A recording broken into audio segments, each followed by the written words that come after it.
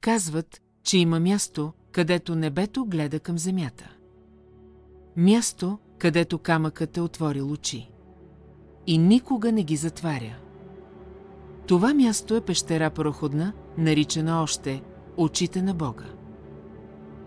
Намира се в близост до село Карлуково, община Луковит.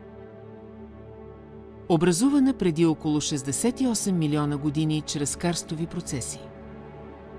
С дължина 262 метра, ширина между 20 и 40 метра и височина на входовете около 35 метра, тя е една от най-известните и внушителни пещери в България.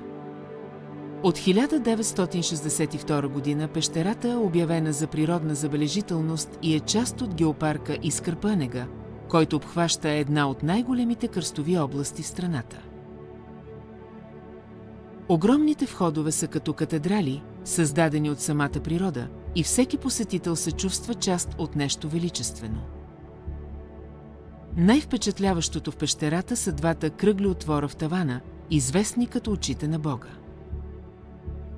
В пещерата са открити следи от човешко присъствие още през неолитната и халколитната епоха, което показва, че тя е била използвана от древни хора.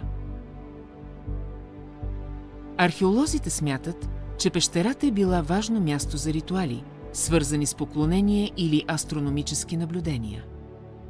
Някои изследователи предполагат, че двата кръгли отвора в тавана може да са били използвани за наблюдение на Слънцето и звездите в определени дни, като древен календар за земеделие или ритуали.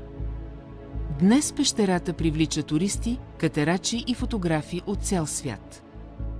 Тук са заснети филми и рекламни клипове, но никоя камера не може да улови усещането, което предизвиква това място. Този естествен тунел не е просто пещера, той е свидетел на времето, храм на природата и символ на вечността. Когато се намираш вътре, усещаш колко специално е това място и защо го наричат очите на Бога.